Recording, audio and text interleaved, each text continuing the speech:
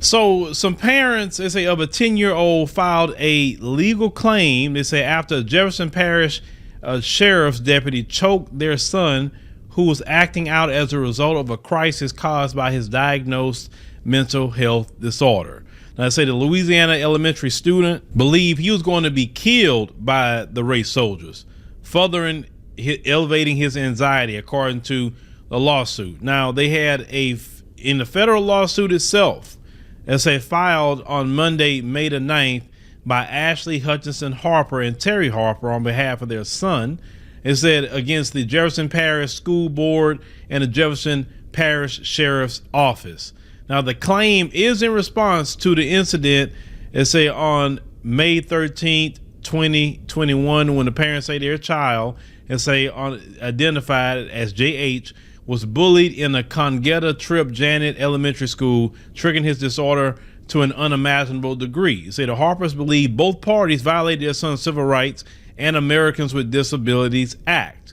Now, the child, they say, was diagnosed with ADHD combined type, it's oppositional defiant disorder, mood disorder, and emotional outbursts, according to the lawsuit. The lawsuit also claimed on that day in question, the fifth grader got into an altercation with classmates, and say adults, and ultimately a Jefferson Parish deputy, in response to being bullied by another student and being blamed as a disruptor in the class by his teacher.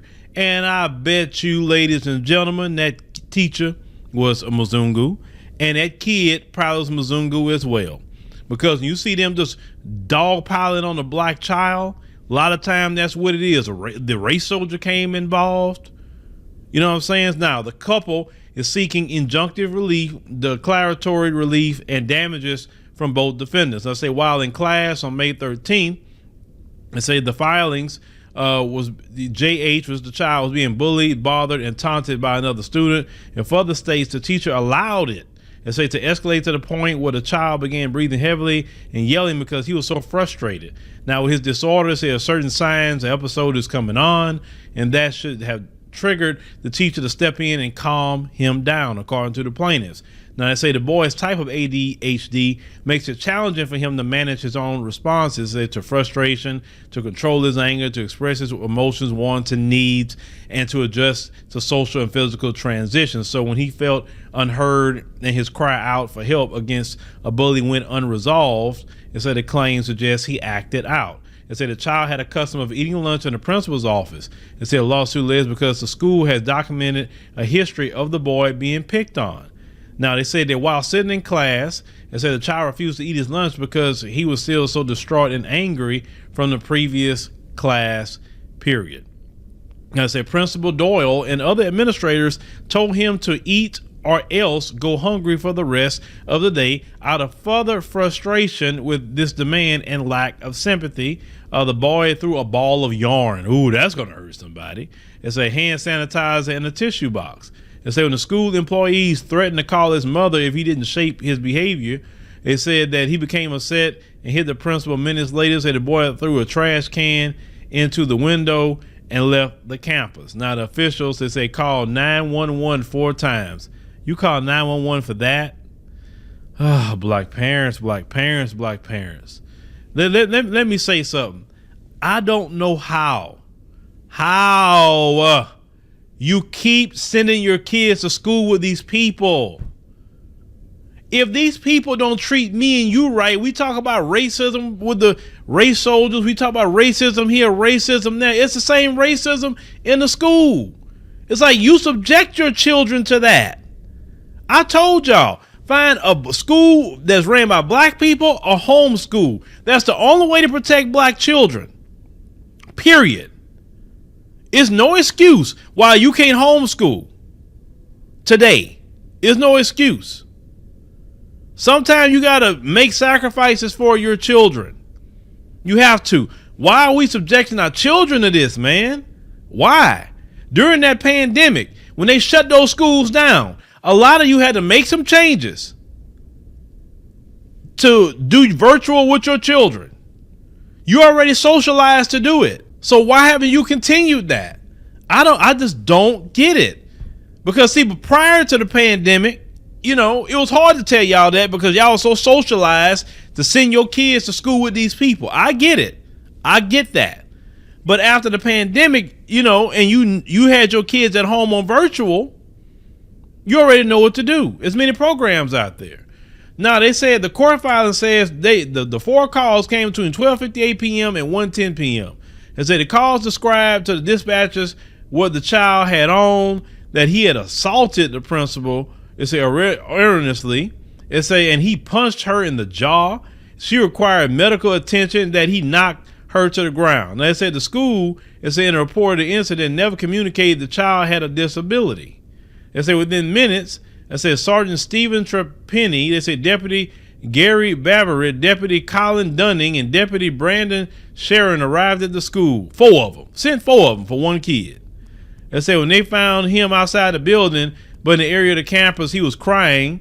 They said disassociating, non-communicative, and clearly manifesting symptoms of his disabilities. Now, they say Sergeant Trappenny forcefully grabbed the kid by the arm and pulled his arm behind his back. Now, they say when a 4'5", 93-pound boy yanked away from Trappenny, they say a race soldier forcefully grabbed him, placing him in a chokehold and pulling him to the ground and dragged him while he was holding him on his neck. See, God, it just. I said lawyers for the family claims that while he's in a chokehold, they say the child's in fear of his life. Yeah, a grown man, a freaking grown man, got to fight with you like that. A grown man. Instead of calling the parents to come and deal with their child. Let's say the filing says that the child's neighbor, close friend, said that and mentor Ashley Jackson saw the altercation and offered to intervene, but was denied. They said shortly after the altercation with the boy, they say the race soldier took him back to the principal's office for interrogation conducted by other deputies, which that is illegal, period. They said eventually the sheriff's officials handcuffed the child for the interrogation. Said he complained that the cuffs are too tight, standing up to advocate for himself in his limited capacity. The claim states a race soldier pushed him. It say it's still with no parents around by kicking, you say, the officer. That's what they claim.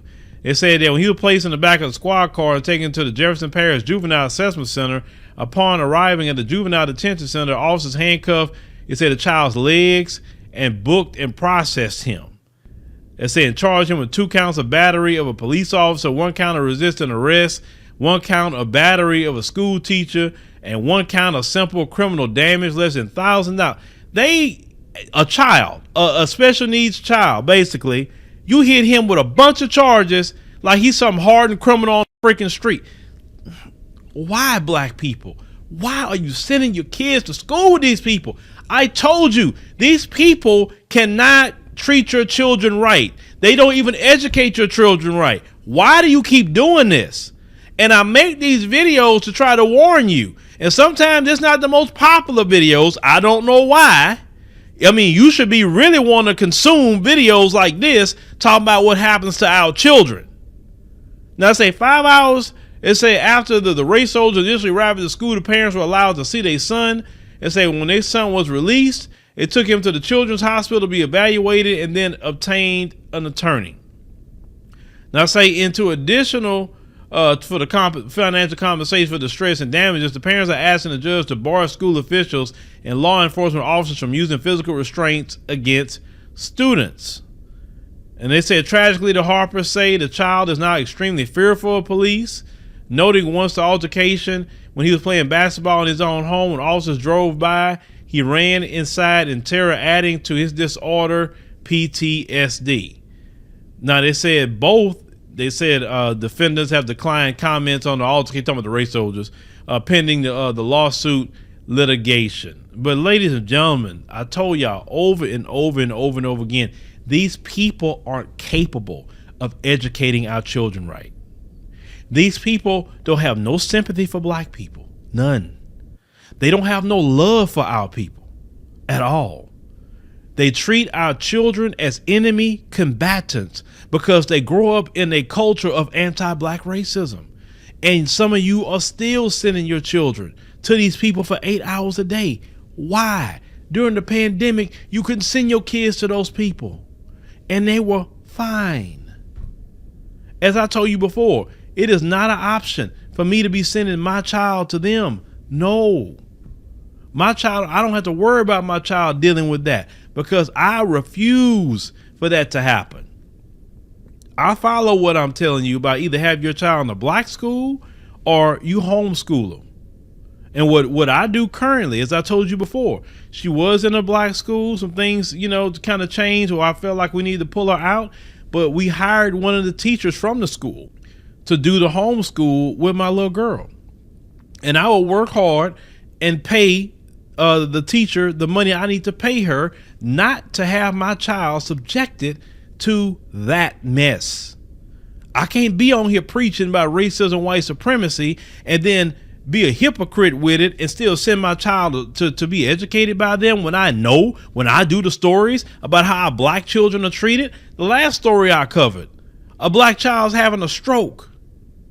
And, nothing wrong with you. Call your mama. And his child was having a stroke. Race soldiers beating our children up. Race soldiers choking our children out. And you still sending your children to school with these people?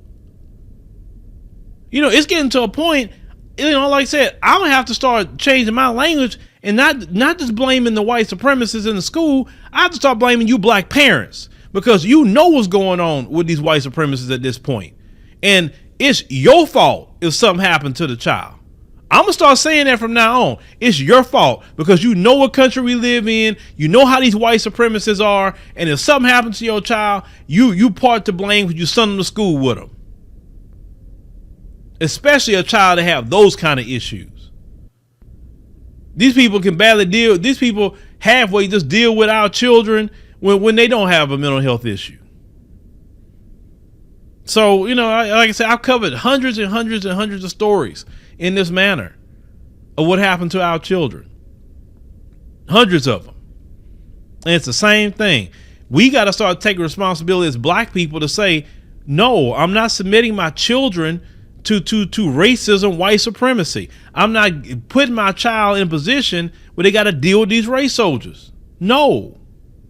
When you don't have to. There was this little girl I just saw, little black girl that was homeschooled, 14 years old, about to graduate with 2 degrees at 14. Do the research about homeschool. Children do better homeschool, especially black children. Just do the research on it. I'm a big advocate of homeschool for black children if you don't have a black school in your area.